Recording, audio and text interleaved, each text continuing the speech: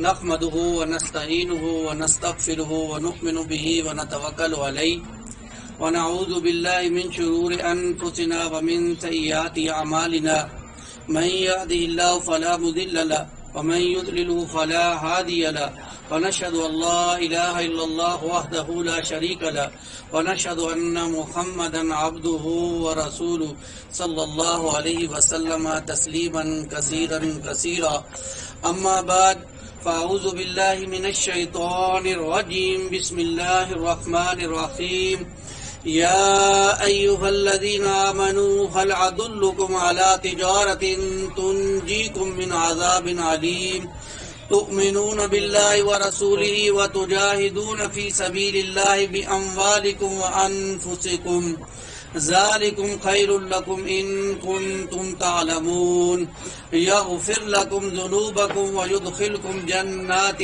تجري من تحتها الأنهار ومساكن طيبة في جنات عدن ذلك الفوز العظيم صدق الله العظيم رب اشرح لي صدري ويسر لي أمري واحلل عقدة من لساني يفقهوا قولي واجعل لي وزيرا من أهلي آمین یا رب العالمین۔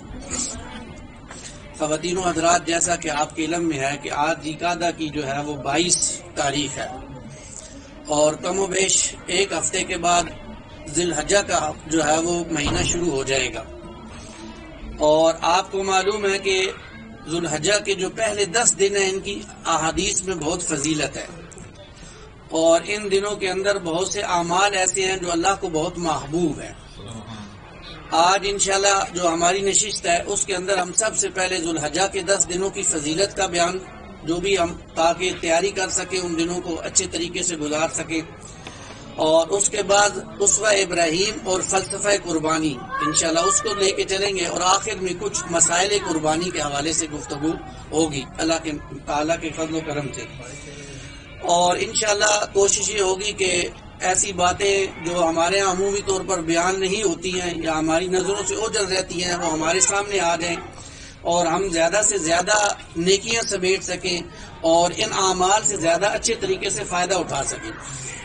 آپ کو معلوم ہونا چاہیے کہ اللہ تعالیٰ نے جو ہماری زندگی کا ایک سامان میسر کیا ہے، جو بھی زندگی دی ہے، یہ سب سے پہلی بات تو یہ ہے کہ اللہ نے آزمائش کے لیے رکھا ہے، اور اللہ تعالیٰ نے یہ بعض دنوں اور بعض راتوں کو اس میں فضیلت دی ہے اور دوسرے دنوں کے اعتبار سے، جیسے کہ آپ کو معلوم ہے کہ رمضان المبارک کے دن بہت افضل دن ہوتے ہیں، اسی طرح لیلۃ القدر عام راتوں سے بہت افضل ہوتی ہے، اور اسی طرح ذی الحجہ کے جو پہلے 10 دن ہیں، یہ 10 دن اور 10 راتیں مومنوں کے لیے یوں سمجھیے کہ ایک کبائی کا سیزن ہے، اس کے اندر نیکیوں کو سمیٹا جا سکتا ہے، بہت اہم دن ہے یہ ذی الحجہ کے جو پہلے 10 دن ہیں۔ اور اللہ تعالیٰ نے قرآن مجید میں ان 10 دنوں کی قسم کھائی ہے، سورہ فجر کے اندر والفجر ولیال عشر، قسم ہے فجر کی اور 10 راتوں کی، اور علماء نے یہ بات لکھی ہے، صحابہ سے یہ بات منقول ہے کہ 10 راتوں سے مراد ذی الحجہ کے پہلے 10 دن ہیں، یعنی یہ ذی الحجہ کے جو پہلے 10 دن ہیں۔ اور بعض صحابہ نے تو یہاں تک یہ بات کہی کہ لیلۃ القدر کے علاوہ یعنی رمضان المبارک کا آخری عشرہ تو بہت قیمتی ہے، بہت افضل ہے، یعنی رمضان کے آخری عشرے کے علاوہ ذی الحجہ کے 10 دن سب سے افضل ہے، بہت قیمتی ہیں، بہت ان میں فائدہ اٹھایا جا سکتا ہے، اور ہمیں اٹھانا بھی چاہیے، کیونکہ ہمیں معلوم ہے کہ ذی الحجہ جو ہے وہ اسلامی کیلنڈر کا آخری مہینہ ہے، اور اس کا پہلا عشرہ جو 10 دن ہے یہ تمام سال کے جو دن ہیں ان میں جو ہے وہ ممتاز اور افضل ہے، اور اس کی بہت زیادہ فضیلت ہے، وہ بھی انشاءاللہ کچھ احادیث میں آپ کے سامنے رکھوں گا۔ اور ان 10 دنوں میں کیے گئے اعمال اللہ تعالیٰ کو باقی پورے سال میں کیے گئے اعمال سے زیادہ محبوب ہیں، لیکن محرومی ہے، ہمیں اس عشرے کے فضائل معلوم نہیں ہوتے، اس لیے ہم عمومی طور پر بے خبر جو ہے وہ رہ جاتے ہیں، اور اس عشرے سے جو ہے وہ صحیح طریقے سے فائدہ نہیں اٹھا سکتے۔ اب جو پہلے 10 دن ہیں ان کی جو احادیث میں فضیلت آئی ہے وہ میں کچھ آپ کے سامنے عرض کرنا چاہتا ہوں۔ دیکھیں، سیدنا عبداللہ ابن عباس رضی اللہ تعالیٰ عنہ وہ فرماتے ہیں کہ رسول اللہ صلی اللہ علیہ وسلم نے فرمایا کہ کوئی دن ایسا نہیں ہے کہ جس میں نیک عمل اللہ تعالیٰ کے یہاں ان 10 دنوں کے عمل سے زیادہ محبوب اور پسندیدہ ہو۔ صحابہ نے عرض کیا یا رسول اللہ کیا جہاد بھی ان ایام کے عمل کے برابر نہیں ہے؟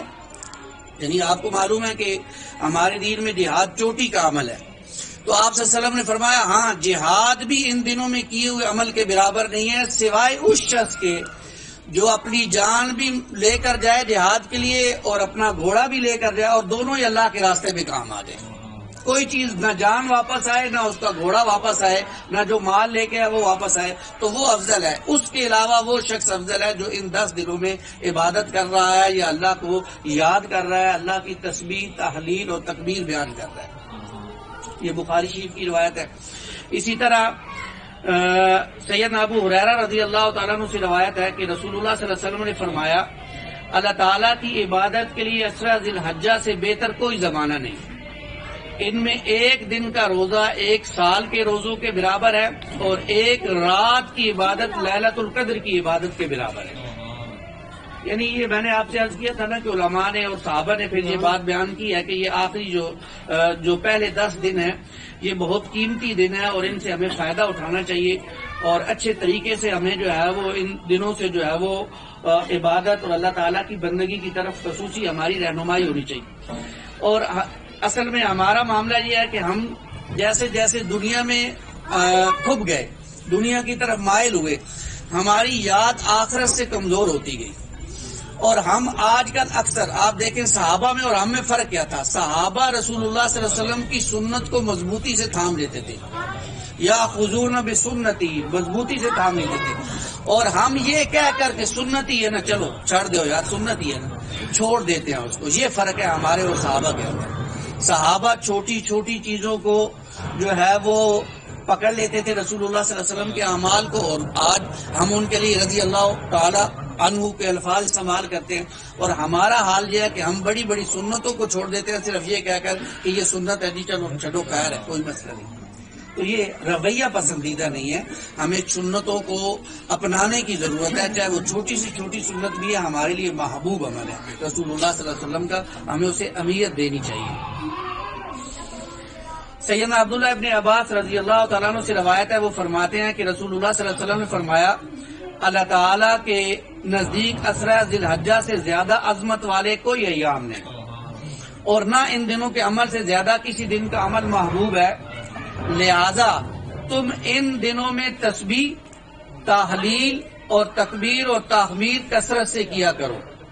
اللہ تعالیٰ نے ان دنوں کو بڑا پسندیدہ بنایا، اور ان کے اندر کون سے 4 کام کرنے ہیں جی؟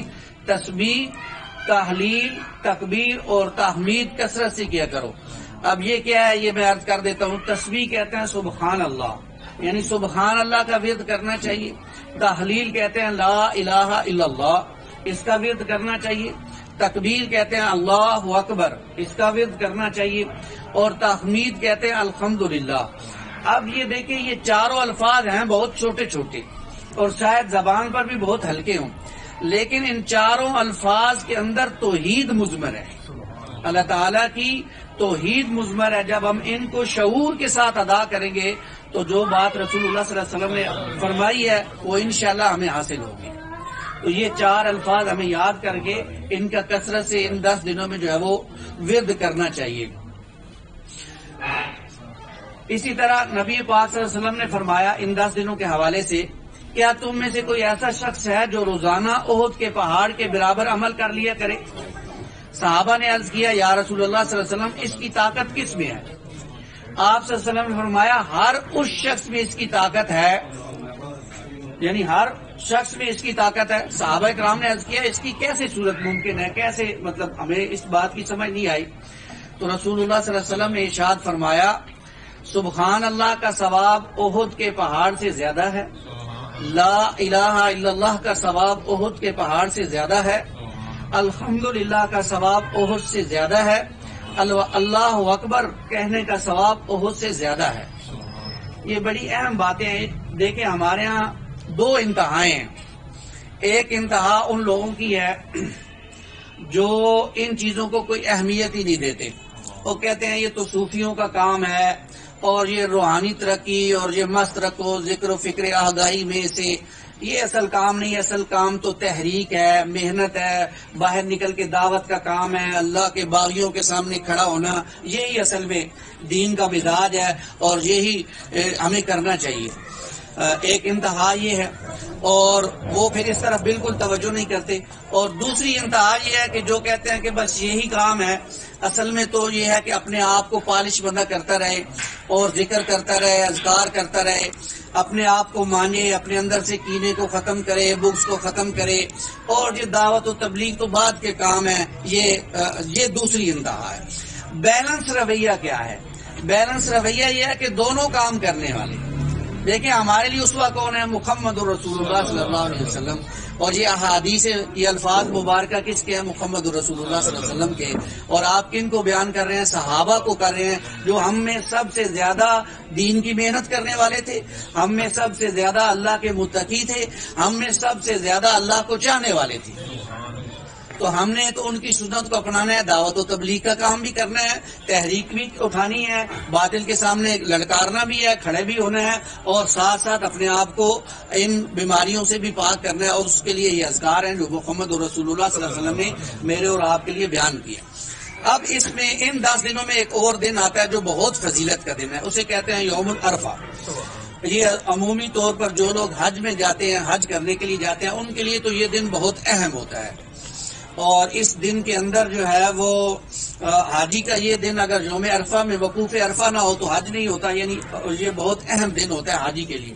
لیکن عام مسلمانوں کے لیے بھی اس کی بڑی فضیلت ہے اور عام مسلمان بھی اس دن سے فائدہ اٹھا سکتے ہیں. رسول اللہ صلی اللہ علیہ وسلم نے میرے اور آپ کے لیے بہت کرم کیا. آپ صلی اللہ علیہ وسلم کا فرمان مبارک ہے، آپ نے فرمایا میں اللہ تعالیٰ سے امید رکھتا ہوں کہ عرفہ کے دن کا روزہ اس کے بعد والے سال اور پہلے والے سال کے گناہوں کا کفارہ ہو جائے گا.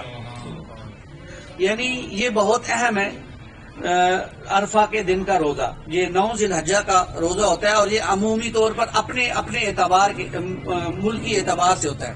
یعنی ہمارے یہاں جو 9 ذی الحجہ ہوگی وہ ہمارا اعتبار اس کا ہوگا، اور جو کسی ملک میں رہتا ہے اس کے اعتبار سے جو اس کا 9 ذی الحجہ ہوگی وہ عرفہ کا روزہ ہوگا. یہ بڑا قیمتی دن ہوتا ہے. اس قیمتی دن میں روزہ رکھا جائے اور اللہ تعالیٰ سے اپنے گناہوں کی بخشش مانگی جائے اور اللہ تعالیٰ سے جو ہے وہ کثرت سے استغفار کیا جائے. جو لوگ حاجی ہوتے ہیں ان کے لیے تو بہت اہم یہ دن ہوتا ہے. اور وہاں پر آپ کو معلوم ہے کہ وقوف عرفہ میں تو کوئی وہاں پر نمازیں بھی 2 اکٹھی ہو جاتی ہیں، ظہر اثر کی اور مغرب عشاء کی بھی آپ نے جا کے مزدلفہ میں پڑھنی ہے. تو کوئی کام نہیں ہے، صرف دعائیں مانگنی ہے اللہ سے. یعنی اتنا قیمتی وقت ہوتا ہے کہ آپ اللہ سے لو لگائیں، اللہ سے مانگیں. اور اگر مانگنے کی لذت نہ ہو انسان کو تو وہاں پر بھی لوگ چائے پیتے رہتے ہیں، یعنی عرفہ کے میدان میں بھی. تو لذت جس کو آ جاتی ہے وہ پھر وہاں پر روتے ہیں، گڑ گڑاتے ہیں، اللہ سے مانگتے ہیں. اور عرفہ کے دن ایک اور حدیث میں آتا ہے کہ اللہ تعالیٰ کسی کے اٹھائے ہوئے ہاتھوں کو رد نہیں کرتے، یعنی اللہ تعالیٰ اس کی دعا کو قبول کرتے ہیں. کوئی بھی ایسا شخص ایسا نہیں ہوتا کہ اللہ تعالیٰ سے وہ مانگے اور اپنے رب کو رب مان کر اس سے مانگے تو اللہ اس کو نہ دے، ایسا نہیں ہے. تو اللہ تعالیٰ ہمیں بھی یہ توفیق عطا فرمائے کہ ہم ان 10 دنوں کی بھی فضائل سمیٹیں اور یوم عرفہ کا روزہ بھی رکھیں. 10 کا روزہ نہیں رکھنا کیونکہ 10ویں کو عید ہوتی ہے، تو 10ویں کا روزہ نہیں. آگے وہ جب قربانی کے مسائل پڑھیں گے اس میں انشاءاللہ اس کا تذکرہ میں کروں گا. اس میں بڑی ایک اہم بات ہے جس کو ضرورت ہے سمجھنے کی، اور عمومی طور پر ہمارے ہاں اس طرف توجہ نہیں ہوتی. یہ بات سمجھ لیجئے، اس بات کو ہم سب نے یاد رکھنا ہے. دیکھیں یہ جو میں نے ابھی اتنی ساری روایات آپ کو سنائی ہیں فضائل کی، جس کے اندر احد کے پہاڑ جتنا ثواب بھی ہے اور 1 سال کے گناہوں کی معافی بھی ہے. اب دیکھیں ان روایات کا یہ مطلب ہرگز نہیں ہے کہ آدمی ان اعمال کو یہ کر کے سمجھے کہ فرائض کی ضرورت ہی نہیں رہی. فرائض کو چھوڑنے کا مطلب یہ ہے اللہ تعالیٰ کو ناراض کرنا، اور اللہ کو ناراض کر کے اللہ ہی سے نفلی اعمال کے ذریعے سے اجر و ثواب کی امید رکھنا محض حماقت ہے، اس کے علاوہ کچھ نہیں ہے. دیکھیں فرائض تو پہلے ہیں، تقرب اللہ کا پہلا جو چیز ہے، پہلا سٹیپ ہے وہ فرائض ہے. چاہے وہ نماز ہے، چاہے وہ زکوٰۃ ہے، جو بھی چیز فرائض میں آئے گی وہ سب سے پہلے ہے. فرائض کو انسان چھوڑے، یعنی معمولی بھی رویہ ہوتا ہے یہ نا، جب ایسی کوئی معلوم ہوتا ہے کہ شب قدر یا لیلۃ القدر آ رہی ہے تو سارا سال مسجد کی طرف نہیں جائیں گے، لیکن اس دن مسجد میں بڑا اہتمام ہوگا، شہری کا بھی اہتمام ہو جائے گا اور سارے معاملات سارے لوگ اکٹھے ہو جائیں گے اور باقی سال پورا سال مسجد کو تھانہ سمجھا جائے گا. نہیں، یہ مراد نہیں ہے اس سے، اور نہ اس سے وہ فائدہ حاصل ہوگا جو کہ اصل ہونا چاہیے.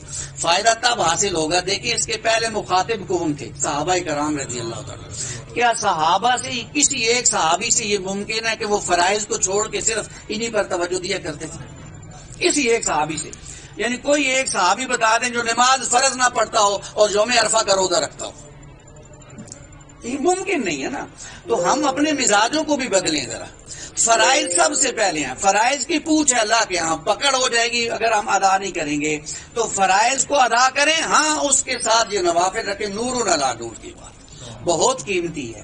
ہاں فرائض جس نے پہلے نہیں ادا کیے، آج اللہ توفیق دے دے توبہ کی، آج اسے معلوم ہو گیا، اللہ سے معافی مانگے. پچھلے جو بھی اعمال تھے ان کو اگر تو کسی کا حق مارا ہے تو ادا کرے، اگر کسی کا حق نہیں مارا اللہ اور اس کا معاملہ ہے تو اللہ سے معافی مانگے سچے دل سے.